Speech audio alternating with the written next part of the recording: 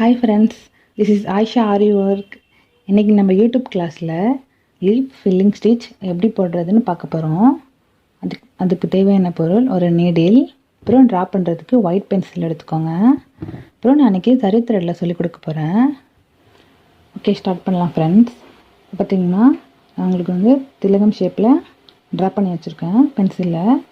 இப்போ நம்ம எந்த ஆங்கிளில் போட போகிறோமோ, இப்போ இந்த ஆங்கிளில் நான் வரைஞ்சி வச்சுருக்கேன். உங்களுக்கு ஷார்ப்னஸ் நீடில் மேலேருந்து இப்படி கீழே போகணும் பாருங்கள். இந்த முள் பார்த்திங்கன்னா இந்த ஷார்ப் ஏஜ் எதை நோக்கி நீங்கள் ஸ்டிச் பண்ணுறீங்களோ அதை நோக்கி கீழே போகிற மாதிரி இருக்கணும். இப்படி மேலே திரும்புகிற மாதிரி இருக்கக்கூடாது. எந்த டைரெக்ஷனில் போகிறீங்களோ அந்த டைரெக்ஷன் பார்த்த மாதிரி இருக்கணும். இப்போ நம்ம எட்ஜிலேருந்து ஸ்டார்ட் பண்ணலாம்.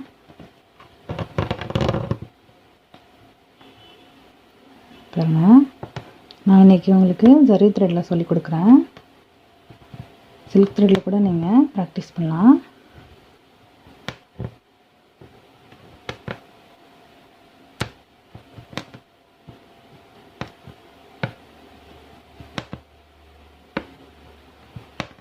செயின் ஸ்டிச் போட போகிறீங்க. அதையும் ஒரு பட்டல் வரைஞ்சி அதில் போடுறீங்க. இது நீங்கள் ப்ராக்டிஸ் பண்ணும்போது நெகிழியில் உங்களுக்கு எல்லா ஹேண்டில்லையும் திரும்பும். இப்போ உங்களுக்கு ப்ராக்டிஸ் பண்ண ரொம்ப ஈஸியாக இருக்கும்.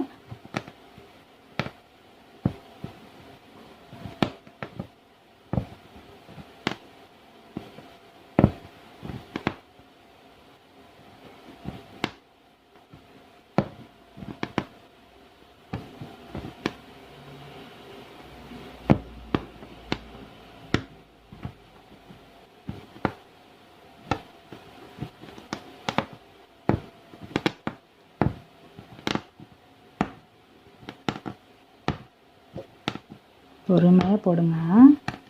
ஸ்டார்டிங்கில் பிகினர்ஸ் ப்ராக்டிஸ் பண்ணும்போது நீங்கள் எல்லா திலகம், அப்புறம் ரவுண்ட் சைஸ், அப்புறம் டைமண்ட் சைஸ், இந்த மாதிரி எல்லாமே வரைஞ்சி அதில் எல்லாத்துலேயுமே நீங்கள் ப்ராக்டிஸ் பண்ணணும். அப்போ தான் உங்களுக்கு ஆரி ஒர்க் சீக்கிரம் நீங்கள் கற்றுக்க முடியும். இந்த ஷார்ப்பில் பாருங்கள், இங்கே மேலே ஒரு குத்தி அப்படி கீழே எடுத்துக்கோங்க. இந்த ஷார்ப்னஸ் வந்துடும் உங்களுக்கு. ஓகேங்களா? இப்போ இங்கே ஒரு ஸ்டிச் போட்டிருக்கீங்க பார்த்தீங்களா? அந்த ஸ்டிச்சை ஒட்டின மாதிரியே இந்த ஸ்டிச் போட்டிருக்கீங்க பார்த்தீங்களா? அந்த ஸ்டிச்சை ஒட்டின மாதிரியே பக்கத்துலேயே போட போகிறீங்க.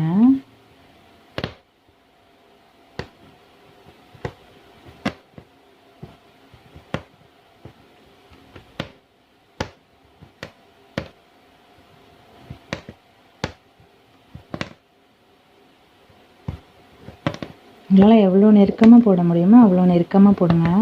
அப்போ தான் உங்களுக்கு டிசைன் அழகாக வரும்.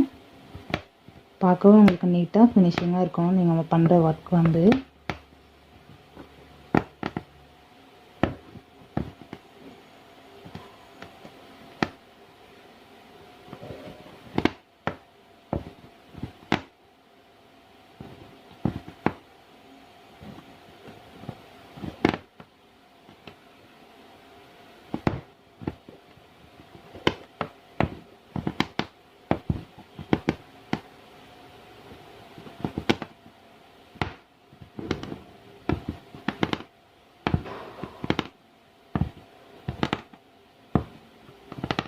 ஆரி ஒர்க்கு நீங்கள் நிறைய ப்ராக்டிஸ் பண்ணால் மட்டும்தான் ஆரி ஒர்க் சீக்கிரமாக கற்றுக்க முடியும். ப்ராக்டிஸ் இல்லைன்னா ஆரி ஒர்க் கற்றுக்க முடியாது.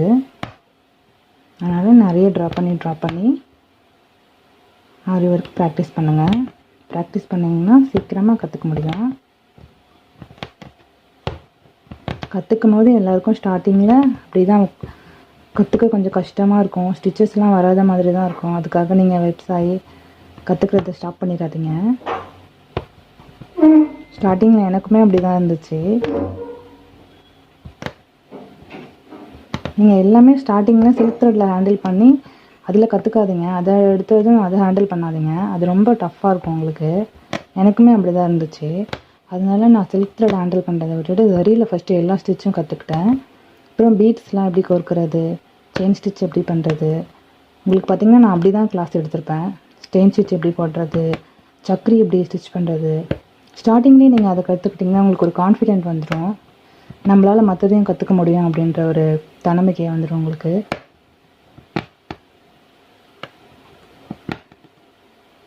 அப்படி தான் நான் ஸ்டார்டிங்கில் அதை கற்றுக்கிட்டேன். அதுக்கப்புறமா தான் நான் சில்க் த்ரெட் ஹேண்டில் பண்ணேன். நீங்கள் எடுப்புலேயே நீங்கள் சில்க் த்ரெட் ஹேண்டில் பண்ணோன்னா அச்சோ நமக்கு வர மாட்டேது, நூல் கட் ஆகுது, பிசுறு வருது, இது நம்மளுக்கு வராதுன்னு சொல்லி தூக்கி போட்டுருவீங்க, பண்ண மாட்டீங்க.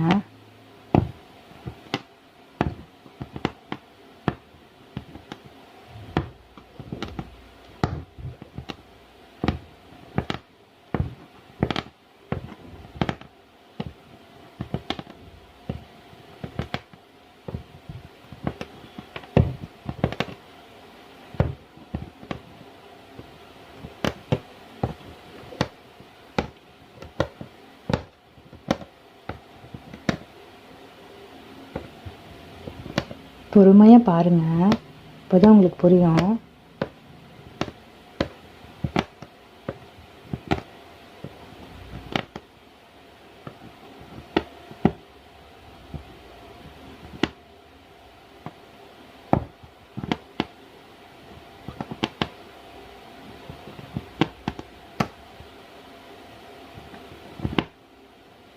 சில ப்ளவுஸ் கிளாத் அப்படி தான் பிசுறாக வருது, கொஞ்சம் நீங்கள் பார்த்து மெதுவாக ஹேண்டில் பண்ணுங்கள்.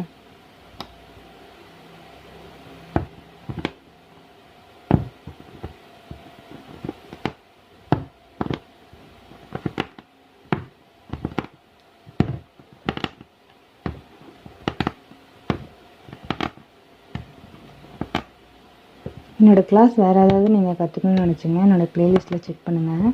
என்னோடய வீடியோ நிறைய போஸ்ட் பண்ணியிருக்கேன், அதை பார்த்து நீங்கள் ஈஸியாக கற்றுக்க முடியும்.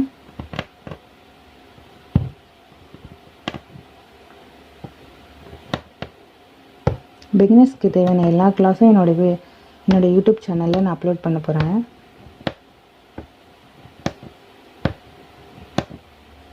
முடிஞ்ச அளவுக்கு உங்களுக்கு நான் நல்லா கிளியராக சொல்லிக் கொடுக்க ட்ரை பண்ணுறேன்.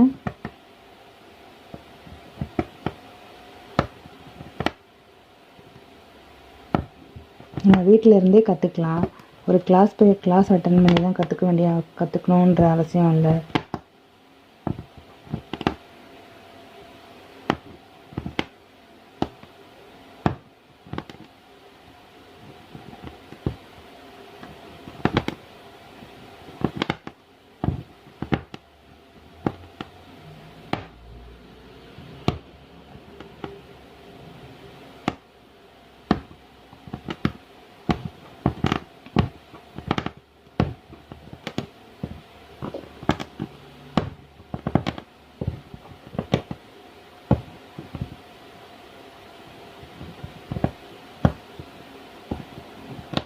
நூல் பொறுமையாக கொஞ்சம் மேலே இழுக்கும் பொழுது ஊசியில் பொறுமையாக இழுங்க. வேகமாக ஃபோர்ஸ் பண்ணி இழுத்திங்கன்னா நூல் வந்து கட்டாயிரும் உங்களுக்கு. அதனால தான் சப்போஸ் உங்களுக்கு டைட்டாக இருந்துச்சுன்னா அந்த நூலை விட்டுட்டு மறுபடியும் ஊசியை குத்தி கீழே இறக்கி தென் மறுபடியும் எடுங்க.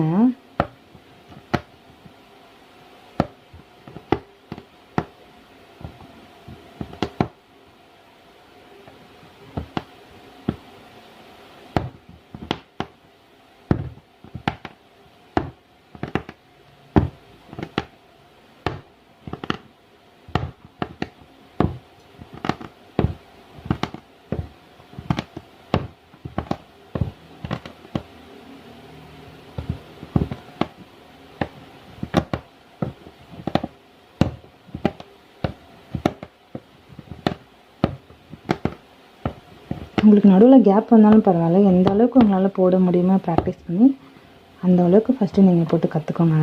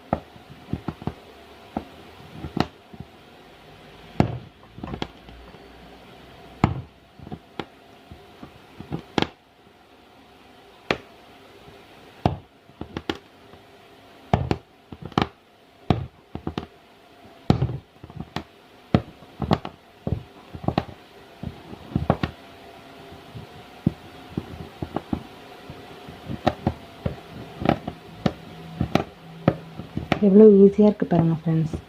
நீங்கள் அங்கே ஒரு ட்ராப் பண்ணிவிட்டு பென்சிலில் அது மேலேயே ஸ்டிச் பண்ணுறீங்க.